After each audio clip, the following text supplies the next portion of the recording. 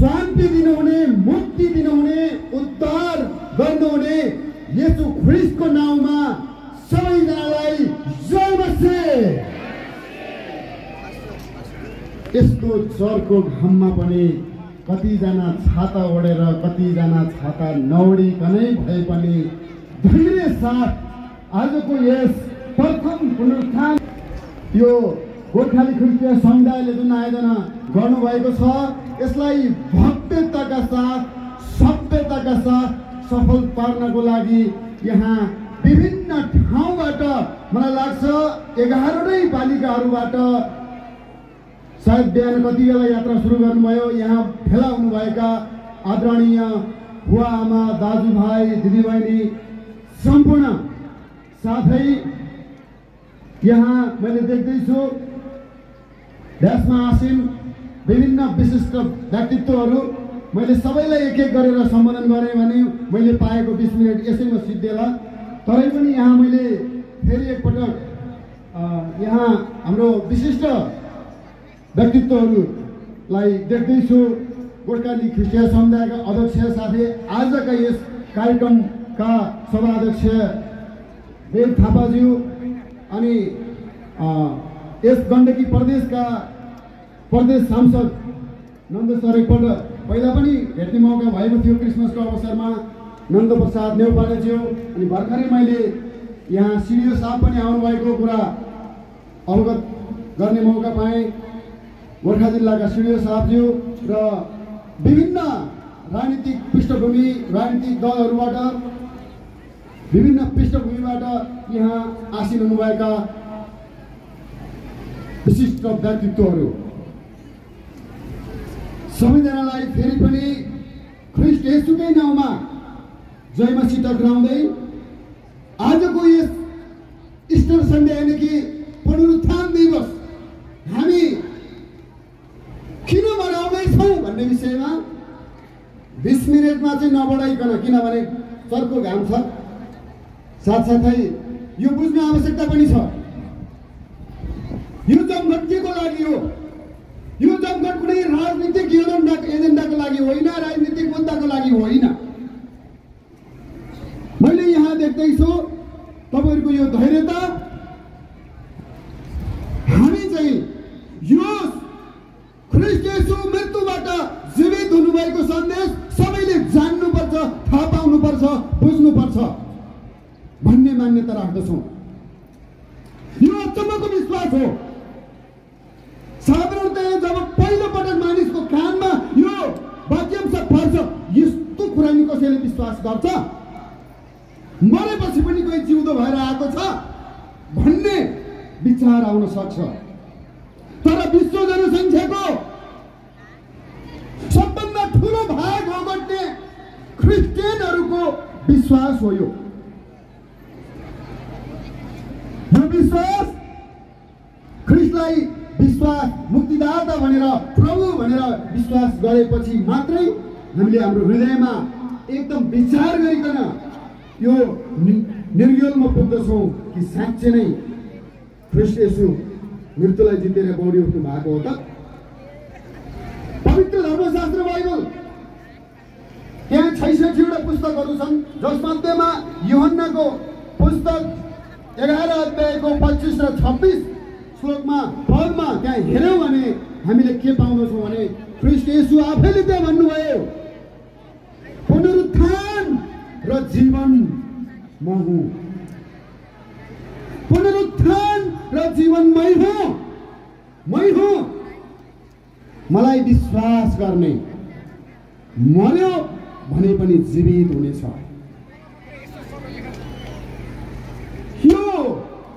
यो विश्वास त्यतिकै मानिसको हृदयमा पैदा हुँदैन। यो धार्मिक आस्था भन्ने कुरा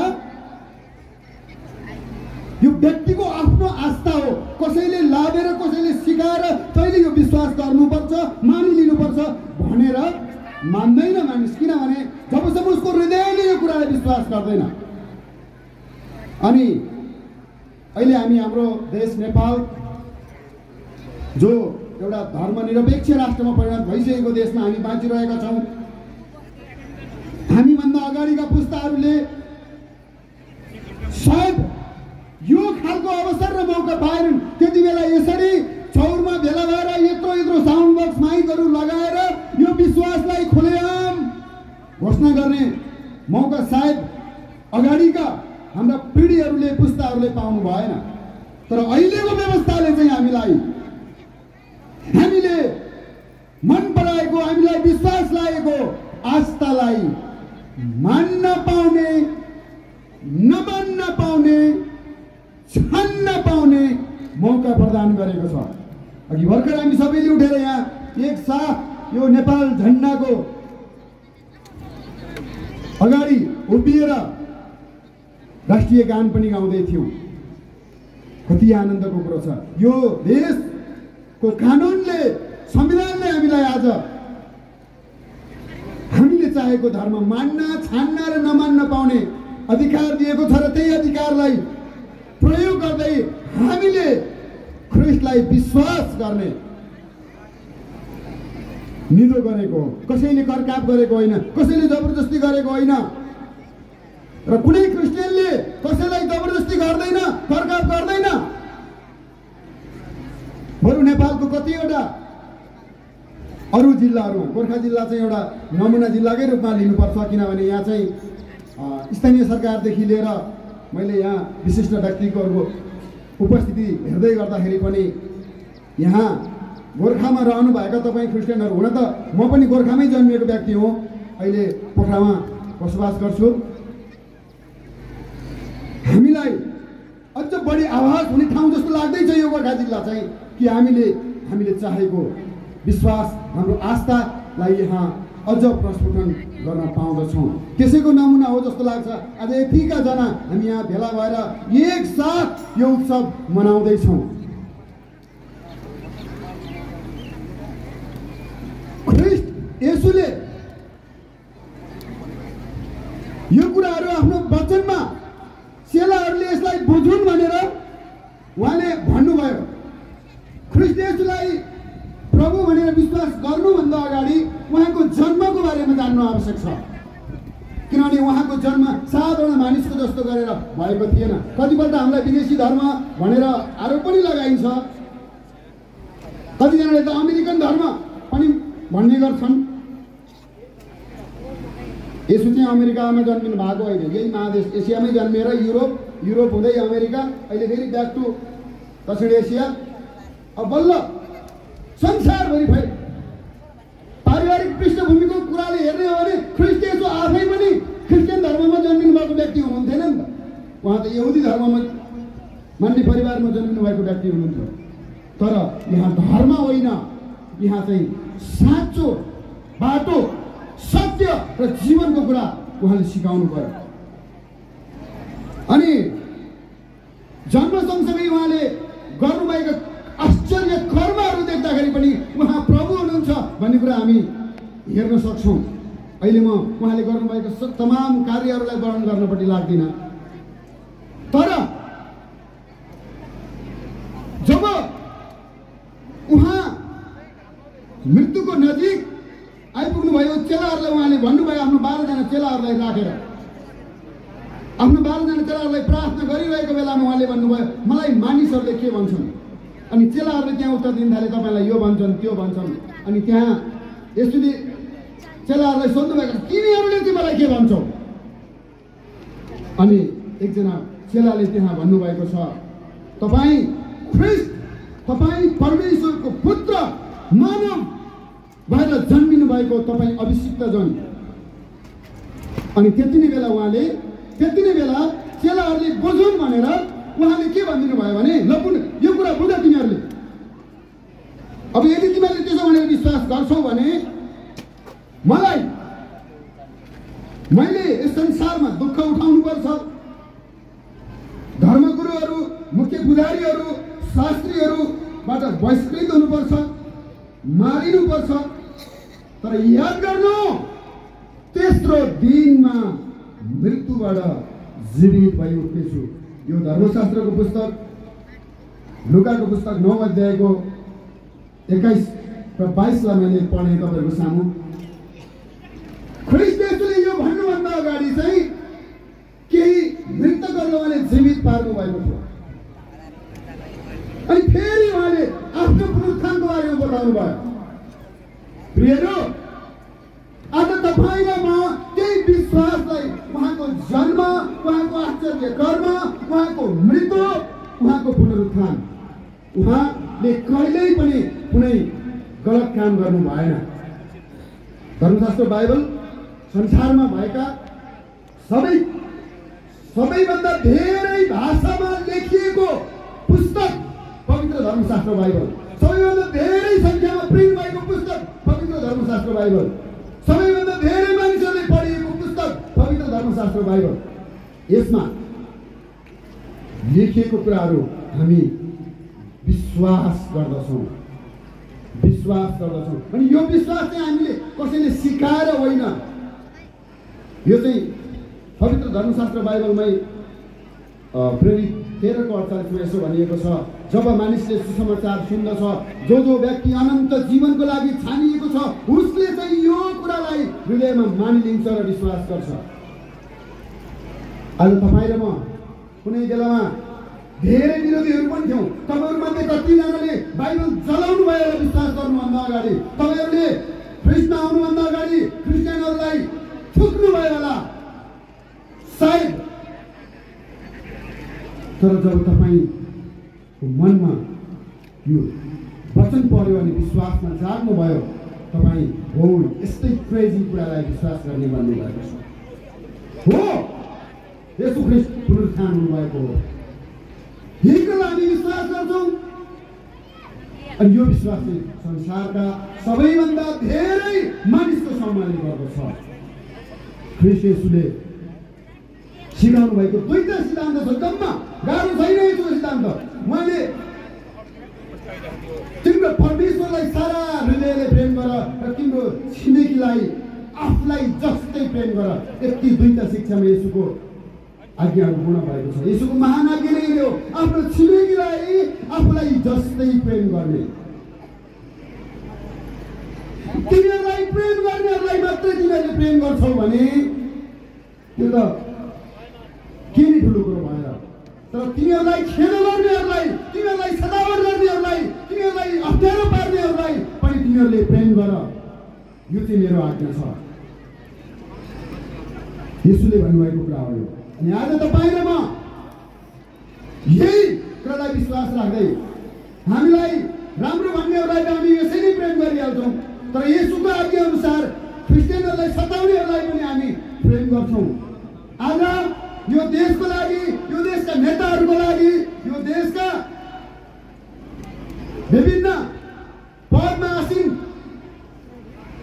व्यक्तित्वहरूको लागि सिन्सियरली प्रभु येशू सद्बुद्धि र सद्ज्ञान दिनुहोस्, यो देशलाई अगाडि लैजाने एउटा विचार दिनुहोस्, भिजन दिनुहोस् भनेर हामी सायद हरेक मण्डलीमा हामी प्रार्थना गर्दै आइरहेका छौँ र हामी धन्यवाद पनि भन्दछौँ हाम्रो सरकारी निकायहरूलाई। हामीलाई अहिले धेरै नै सजिलो भएर गएको छ हाम्रो आस्थालाई प्र्याक्टिस गर्नको लागि। सायद प्रजातन्त्रलाई अभ्यास गर्ने देशहरूमा देखिने फुल्ने असल फुलहरू मध्येमा त्यो धार्मिक आस्था, धार्मिक स्वतन्त्रतालाई यसरी नै फुल्न दिनु, यो पनि एउटा सुन्दरताको कुरा हो। म 1 महिना अगाडि अमेरिकाको केही स्टेटहरूमा घुम्दै थिएँ, अनि त्यहाँनिर मैले एउटा अचम्मको कुरा के देखेँ भने म चर्चहरूमा मात्रै गइनँ, त्यहाँ म चाहिँ मन्दिरहरूमा पनि गएँ। अनि अचम्मको कुरा चाहिँ क्यालिफोर्नियामा चाहिँ एक ठाउँमा ठुलो चर्च, अब इन्डिया र नेपालका हिन्दू समुदायहरूले किनेर त्यहाँ मन्दिर बनाउनु भएको छ। मलाई चाहिँ अचम्म पनि लाग्यो। मैले यसो भन्दै थिएँ, यदि यो प्रजातन्त्रलाई अभ्यास गर्ने यो देशले चर्चको प्राङ्गण नै मन्दिर बनाउन दियो भने के हाम्रो देशमा पनि सरकारले मण्डली बनाउनलाई जग्गाहरू कुनै दिन दिएर? मेरो मनमा त्यो आएको थियो। तर एक दिन हुनेछ, एक दिन यो देशले चिन्नेछ कि ख्रिस्टियनहरू यो देशलाई माया गर्ने व्यक्तिहरू हुन्, ख्रिस्टियनहरू यो देशलाई चाहिने व्यक्तिहरू हुन्, ख्रिस्टियनहरू यो देशलाई अगाडि लैजाने व्यक्तिहरू हुन्। हाम्रो समाजलाई यहाँ समाजका अगुवाहरू उपस्थित भएको बेलामा मैले एउटा कुरा चाहिँ जानकारी गराइहालौँ। मैले देखेको कुरा चाहिँ क्रिस्चियन समाज जाँड रक्सी अनैतिक कुराहरू जस्ता कुराहरूलाई तिरस्कार गर्ने, जति सक्दो त्यसबाट टाढा रहन खोज्ने, त्यो शिक्षामा हुर्किने समाज, शान्तिप्रिय समाज। हामी कहिले कसैको बाटोमा लागेर कसैको विरुद्धमा आन्दोलन गर्दै हिँड भन्यो भने हिँड्दैनौँ। हामी समाजमा शान्ति चाहन्छौँ, शान्तिप्रिय व्यक्तिहरू हौँ हामी। अनि मलाई खुसी लाग्यो आज यति धेरै अघि त्यहाँ गोर्खा नगर परिक्रमा गर्दै गर्दाखेरि पनि ओहो यति धेरै जनसङ्ख्या जस्तो मलाई महसुस हुँदै थियो। मैले भित्र वनमा परमेश्वरलाई धन्यवाद भन्दै थिएँ। त्यस कारणले गर्दाखेरि तपाईँ यहाँ आज बुझेर आउनु भएको भए पनि नबुझेर आउनु भएको भए पनि तपाईँ ठिक ठाउँमा चाहिँ आउनु भएको छ र यो विश्वासलाई अझ तपाईँले बलियो बनाएर जानुपर्छ। अघि आजको यो प्रोग्राम नै जय मसीह भनेर सुरु भयो, कस्तो खुसी पनि लाग्यो। हाम्रो माननीयज्यूले जय मसीहको अर्थ पक्कै बुझ्नु भएको छ, नबुझिकन उहाँले भन्न लगाएर भन्नुभएको होइन। अलिकति माइक नबजेको कि उहाँको आवाज चर्काउन आएको त्यस्तो चाहिँ हुँदै थियो मलाई। तर जय मसीह मैले नेताहरूको मुखबाट भाषण गर्दै गर्दाखेरि पनि मसीहा शब्द धेरैपटक सुनेको छु, तर साँचो मसीहा तपाईँ र मलाई हर प्रकारको बन्धनबाट मुक्त पार्ने एकमात्र मसीहा चाहिँ ख्रीष्ट येशू हुनुहुन्छ। अनि मसीहालाई पछ्याउनेहरू चाहिँ मसीही तपाईँ र म। अनि हामीले जहिले पनि जब एकअर्कालाई भेट्छौँ जय मसीह भन्छौँ। मसीहा भनेको ख्रीष्ट येशू अभिषिक्त जन, जसमा हामी उद्धार पाउँछौँ, जसमा मुक्ति पाउँछौँ, जसमा अनन्त जीवन पाउँछौँ। अनि आज माननीयज्यूको मुखबाट पनि जय मसीहा भनेर आजको यो प्रोग्राम, यो आजको यो महोत्सव उद्घाटन भयो। कति आनन्द लाग्यो। त्यस कारणले गर्दाखेरि अब मेरो समय पनि सकिएको छ। तपाईँहरूलाई फेरि पनि एकपटक मृत्युबाट जीवित भई उठ्नुहुने येशू ख्रीष्टको नाउँमा जय मसीह। धन्यवाद।